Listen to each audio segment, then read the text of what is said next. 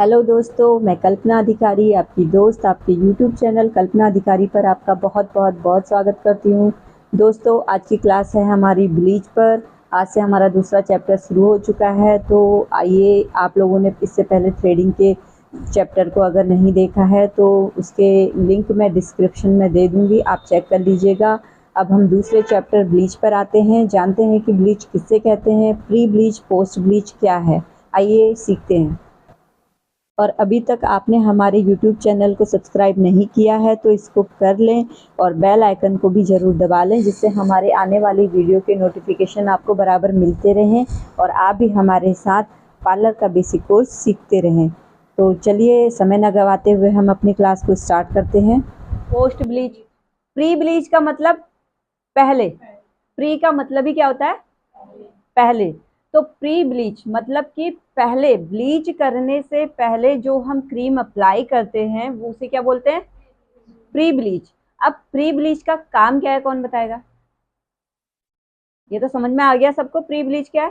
Pre bleach का काम क्या है, ये कौन बताएगा? मतलब अगर स्किन हमारी ड्राई है या फिर मतलब कोई प्रॉब्लम हमारी स्किन में तो वो उसको कर देता है, कवर कर देता है। हाँ, देखो प्री ब्लीच का काम क्या है, किसी भी प्रकार की अगर हमारी स्किन पर कोई हल्की सी ड्राइनेस, एक्स्ट्रा ड्राइनेस नहीं, हल्की फुल्की ड्राइनेस, कोई डलनेस, कोई इरिटेशन इस टाइप का है, तो ये प्री ब्लीच क्या करती है, हमारी स्किन को ब्लीच करने के लायक बनाती है ना। ब्लीच को अप्लाई करे अपने स्किन पर तो वो क्या करे, उसको अपने ऊपर एडजस्ट कर ले, कोई हार्म ना पहुंचाए ब्लीच। ठीक, ये तो हो गया प्री ब्लीच का काम। उसके बाद पोस्ट ब्लीच, पोस्ट ब्लीच क्या है, ब्लीच करने के बाद में जो क्रीम हम अप्लाई करते हैं उसको क्या बोलते हैं, पोस्ट ब्लीच। अब ये पोस्ट ब्लीच में आप मॉइस्चराइजर भी लगा सकते हो, आप सीरम भी लगा सकते हो कोई, और या फिर कोई कंपनी अपना पोस्ट ब्लीच के नाम से क्रीम देती है, आप वो भी अप्लाई कर सकते हो। बाई चांस किसी कंपनी ने किसी ब्लीच में ये प्री और पोस्ट नहीं दिए हैं तो आप क्या करोगे, प्री ब्लीच में आप क्या करोगे, क्लींजर आता है, क्लींजिंग मिल्क, आप क्या करोगे, उससे अपने फेस को वॉश कर सकते हो या फिर उसको अप्लाई कर सकते हो। ठीक है, ब्लीच जब आप ब्लीच कर लोगे उसके बाद कोई भी जो आपको सूट करता हो वो वाला क्या करोगे, मॉइस्चराइजर अप्लाई कर लोगे, तो ये हमारा क्या आ जाएगा, पोस्ट ब्लीच। तो प्री ब्लीच और पोस्ट ब्लीच ये आपको समझ में आ गया। और ब्लीच किसे कहते हैं, जो हमारे फेस के हेयर्स को गोल्डन करती है और जो लाती है उसको। ब्लीच क्या है, ब्लीच एक ऐसा प्रोडक्ट है जो क्या करती है, हमारे स्किन में निखार लेकर आती है। उसमें जो हाइड्रोजन पेरोक्साइड केमिकल होता है उसकी वजह से हमारे जो हेयर होते हैं वो क्या होते हैं, गोल्डन में बदल जाते हैं। ब्लैक से हमारे हेयर क्या होते हैं, गोल्डन में, जो कि स्किन के कलर में दिखने लग जाते हैं। इससे क्या होता है, वो बाल एकदम से फेस पर नजर नहीं आते और इससे हमारा चेहरा लाइटन अप और ब्राइटन अप दिखता है। ठीक है, या कोई और ऑप्शन भी है? D10। अगर टीन एज का मतलब क्या हो गया, जो 13, 14, 15, 16 ऐसे इस साल की होती हैं वो क्या आती हैं, टीन एज में आती हैं। तो इस टाइप की बच्चियों के लिए आप ब्लीच अवॉइड करो, उनको बोलो D10 यूज करने के लिए, है ना। फिर भी आप देखो, कोई नहीं मानता है, आप प्रेशराइज नहीं कर सकते किसी को, तो आप ब्लीच वो कर सकते हो, लेकिन फिर उनके लिए जो इसकी ड्यूरेशन रहेगी, रिपीटेशन रहेगी, वो लॉन्ग रहेगी। आप 1 मंथ के बाद में उनको बोल सकते हो कि दोबारा रिपीट कर सकते हो। लॉन्ग टाइम जितना रहे उतना बढ़िया उनके लिए। ठीक है, आई होप आपने इस वीडियो को अच्छे से ध्यान से देखा होगा और सुना होगा और आपको बहुत कुछ समझ में भी आया होगा। तो चलिए, अब हम आगे प्रैक्टिकली इसे कैसे करना है, किन बातों का ध्यान रखना है, ये करके देखते हैं।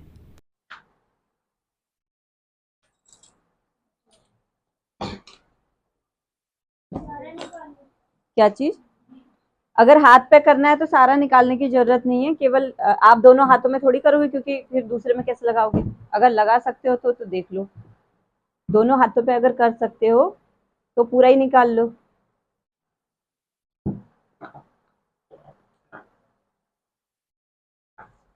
सामान मिक्स नहीं करना, वरना फिर ये मेरा है तेरा हो जाएगी। अच्छा, इनमें किसी में प्री ब्लीच, पोस्ट ब्लीच है? क्या है, ब्लीच बूस्टर। ये बूस्टर तो इसी में डलेगा।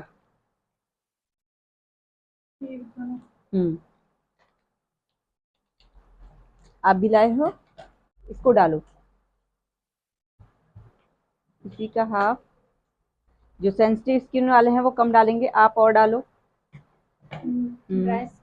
हाँ, और डालो, और डालो, दुगना और डालो। हाँ, इतना ठीक है, ठीक है। और डालो, थोड़ी कम है। ड्राई स्किन वाले आपने खोला ही नहीं है? अच्छा, खोला तो है। थोड़ी थोड़ी थोड़ी थोड़ी है वैसे, उसी के हिसाब से डाल रखा है ये। ठीक है, थोड़ी सी बचाइए, डाल ही दो। हाँ, बूस्टर इसी में डालो। कभी कभार क्या होता है, हम एक्टिवेटर बाई चांस अगर कम डाल देते हैं तो वो लॉन्ग टाइम थोड़ी सी लेती है इसको करने में, और कभी कभार क्या होता है हम एक्स्ट्रा डाल देते हैं तो वो बहुत जल्दी करती है। तो जरूरी नहीं है जहाँ पर हमें 10 मिनट रखना था 10 मिनट ही रखेंगे, हमारा काम 5 मिनट में भी हो सकता है। वैसे नॉर्मल क्वांटिटी जितनी क्रीम के अकॉर्डिंग पाउडर, मतलब उस हिसाब से इसमें दिया रहता है, आप इतना ही डालोगे जितना पाउडर दिया है सकते हो, ठीक है। लेकिन उसमें क्या रहेगा, प्रोसेस थोड़ी, जैसे जहाँ 10 मिनट लगने थे वहाँ हो सकता है 20 मिनट लग जाए, ऐसा भी हो सकता है। लेकिन आपको बीच बीच में चेक करना पड़ेगा। हाँ, इसी से मिक्स आउट करो अच्छे से। हाँ, बीच में कोई गांठ नहीं होनी चाहिए,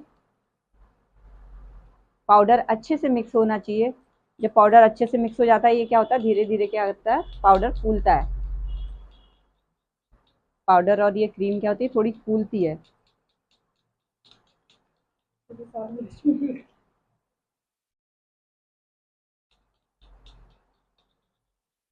दाने दाने से नहीं होने चाहिए इसमें। इसको जब मिक्स करोगे ना अच्छे से, गोल गोल घुमाया, ठीक है, यहाँ से ऐसे करके किनारे लिया, यहाँ से ऐसे लिया, यहाँ से ऐसे लिया, निकाला, निकल गया, फिर ऐसे करके लिया, ये देखो, फिर मिक्स किया। ऊपर ऊपर से पूरे ब्रश को ऐसे नहीं करना, ऊपर ऊपर से सिर्फ ऐसे करके करना है ना, अच्छे से मिक्स आउट हो जाता है। 1 मिनट से भी ज़्यादा, मतलब आधे मिनट का टाइम लगता है इसको अच्छे से मिक्स करने में, ज़्यादा देर नहीं लगती। और 1 मिनट का टाइम हमारा अप्लाई करने में होना चाहिए, ठीक। अच्छे से मिक्स आउट कर लिया। अब शीशे के सामने खड़े होके क्या करोगे, जो लोग फेस पे कर रहे हैं वो क्या करोगे, अपनी आंखों से 1 इंच की दूरी लोगे, आईब्रो से भी दूरी पर रखोगे क्योंकि आईब्रो भी रंग सकती है, ठीक है। तो 1 इंच की दूरी पे आप इतना लगाओगे, और क्या करोगे, गाल से स्टार्ट करो अपने, या गाल से की मेटल हटा दो। मेटल की कोई चीज यूज नहीं होनी चाहिए, ना फेस पे ना हाथों पे। सोना चांदी नहीं, सोना चांदी भी नहीं हो सकता ना, ये केमिकल है। अब उतना वो छोटा उसका, हाँ, उतने का कुछ नहीं होता है, मतलब वैसे कह रही हूँ मैं कि आपकी चीजें खराब ना हो जाए ना।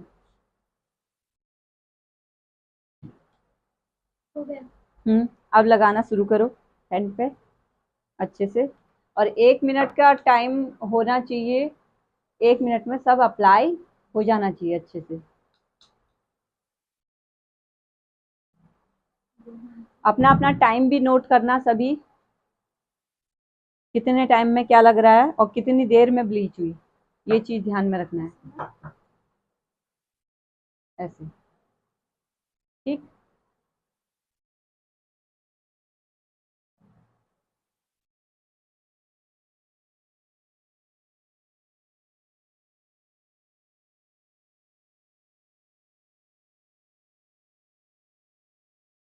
ब्लीच का जो टाइमिंग होता है वो आधे घंटे का होता है किसी दूसरी जगह पर, ठीक। लेकिन एज ए प्रोफेशन, जब आप अपने प्रोफेशन में जाओगे या अपनी शॉप खोलोगे या जो भी काम करोगे, तब क्या करोगे, तब हमें ये काम नहीं करना है।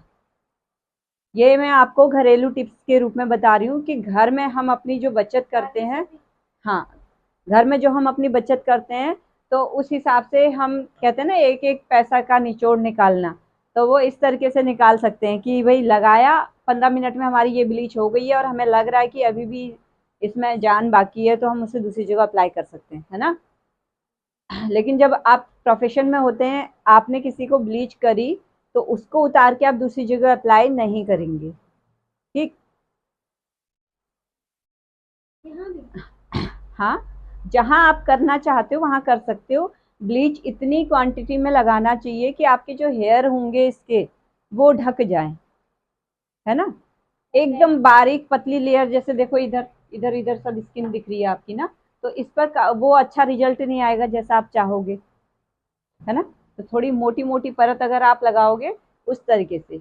अभी स्किन वाइज भी देखो, मैंने उस दिन बताया ना, थोड़ी सी हमें अपने अपने कलर का भी ध्यान रखना चाहिए। अब जैसे आप देखो, आपकी थोड़ी सी क्या है, डार्क स्किन है, तो आप उसके अकॉर्डिंग थोड़ी ध्यान दोगे, चेकआउट करोगे, क्योंकि ज़्यादा डार्क वाले में क्या होता है, इसमें एक्टिवेटर जो केमिकल होता है ये इस चीज़ को और बढ़ा भी सकता है, डार्कनेस को, ठीक है।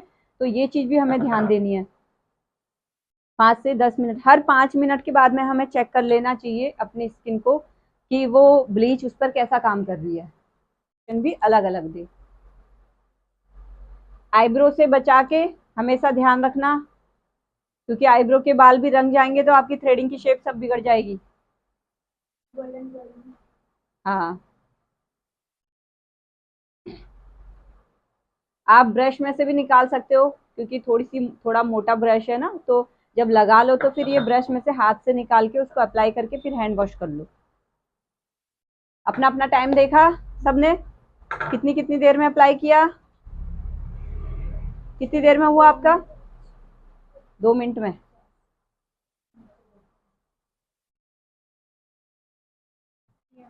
इधर इधर इधर, अच्छा। देखो, जो जलन होती है ना, जलन होने के भी कई कारण होते हैं। एक तो ये भी होता है कि भाई हमारे हाथों की सेंसिटिविटी, एक दूसरा ये होता है कि उसमें केमिकल है उस टाइप का, और एक तीसरा क्या होता है, जब हाथों में अंदर रूखापन होता है, फटी फटी सी होती है, या कोई छोटे छोटे गमोरियां टाइप के दाने होते हैं, ये कारण होते हैं इसकी जलन के। अब किसी के फेस पे आप कर रहे हो, उसके छोटे छोटे गमोरियां जैसे दाने हैं, वहां पर आपने ब्लीच लगा दी और उसको खूब जलन हो रही है तेज की, और वो आपको बोल भी रही है तेज की जलन हो रही है, आप बोलोगे नहीं नहीं थोड़ी जलन तो होती है, थोड़ी देर बैठे रहो, थोड़ी देर शांत रहो, ऐसा नहीं उसको ऐसे नहीं बोलना, चेक कर लेना पहले। क्योंकि ऐसा होता है, थोड़ी जलन होती है उतना है, आपने चेक किया पर देखा कि उसकी स्किन में अभी कोई वैसे प्रभाव नहीं पड़ा है, गलत प्रभाव नहीं पड़ा, तो आप कह सकते हो कि थोड़ी देर वेट कर लो। लेकिन आपने थोड़ी सी ब्लीच हटा के देख ली, वहां पर क्या हो गया, रेडनेस आई हुई है ना, तब आपको समझ जाना चाहिए कि यहाँ से मुझे ब्लीच को क्या कर देना है, हटा देना है। क्या चीज? साबुन यूज नहीं करना चाहिए। क्रीम कौन सी? अच्छा फेयर एंड लवली यूज नहीं करनी चाहिए। पहला क्या था? ब्लीच हमें कब नहीं करनी चाहिए, ये बताओ। जैसे डायरेक्टली हम कहीं बाहर धूप से आ रहे हैं तो नहीं करनी चाहिए, उस वक्त नहीं करनी चाहिए जब तक कि स्किन थोड़ी सी रिलैक्स नहीं हो जाती। और कब नहीं करनी चाहिए? हाँ, वेरी गुड, इन्होंने याद किया हुआ है। गर्म पानी से आपने अपना फेस वॉश किया है, नहाया है, जो भी किया है, उसके तुरंत बाद नहीं करना चाहिए, ठीक। और कब नहीं करनी चाहिए?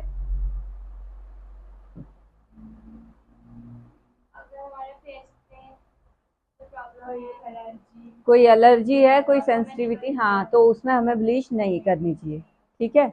और ज्यादातर क्या होता है, प्रेग्नेंट वुमेन के लिए भी बोलते हैं डॉक्टर की सलाह लो करके, है ना, क्योंकि केमिकल वाली चीजें होती हैं, करें नहीं करें, कई लोग अवॉइड करते हैं, तो जितना केमिकल से दूर रहें इस वक्त तो वो भी ठीक रहता है, ठीक। अब करने के बाद, कर लिया, करने के बाद क्या क्या क्या, धूप करने के तुरंत बाद हमें क्या करना है, धूप में नहीं जाना है, उसके बाद गर्म पानी से मुंह नहीं धोना है, उसके बाद साबुन नहीं लगाना, कितनी देर तक? सुबह अप्लाई की, शाम तक में नहीं लगाना। हाँ, नॉर्मली 5-6 घंटे हम नहीं लगाएंगे। फेस वॉश से धो तो रहे हो, लेकिन आप ये भी देखो कि आपकी स्किन कैसी है, किस टाइप की है, और उसी के अकॉर्डिंग ही उस फेस वॉश को यूज करो। सपोज कर लो आपने ब्लीच करी, ब्लीच करने के बाद आपने फेस वॉश यूज किया कि भाई साबुन यूज नहीं करना है, फेस वॉश बढ़िया रहता है, लेकिन आपकी स्किन जैसी है, आपकी स्किन रूखी है, और फेस वॉश आप वो यूज कर रहे हो जो स्किन को और रूखा कर दे, तो वो आपको फायदा देगा, नुकसान देगा? नुकसान देगा। लेकिन आप क्या सोचोगे, मैं तो फेस वॉश ही यूज़ कर रही थी, साबुन तो यूज़ नहीं कर रही थी, फिर नुकसान क्यों मिला? इस ब्लीच में कोई दिक्कत है, ये ब्लीच मुझे सूट नहीं कर रही, यही तो बोलोगे। लेकिन मेन कॉज हमारा वहाँ पर कहाँ पर था? उस फेस वॉश में था। तो ऐसे ही जो भी हम कॉस्मेटिक प्रोडक्ट कोई भी चीज़ अपने फेस पे, स्किन पे होम केयर पर्पज से लगाते हैं, उसका भी खास ख्याल रखना चाहिए कि वो हमारी स्किन के अकॉर्डिंग है या फिर नहीं है। ब्लीच फेशियल ये करने के बाद भी हमें इन चीज़ों पर भी ध्यान देना चाहिए। जब ये चीज़ें भी बेहतर हैं तो आपने ब्लीच और फेशियल भी जो किया वो भी बेहतर किया, तो रिजल्ट उसका दोगुना बढ़ के ही आता है।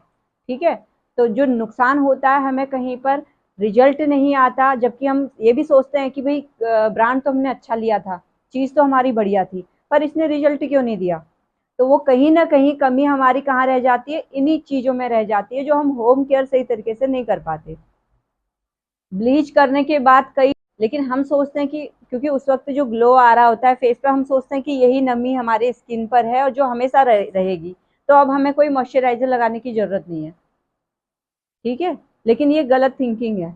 हमें मॉइस्चराइजर की ज़्यादा ज़रूरत पड़ती है फिर ब्लीच के बाद, हर 5 मिनट के बाद में आपको चेक कर लेना चाहिए।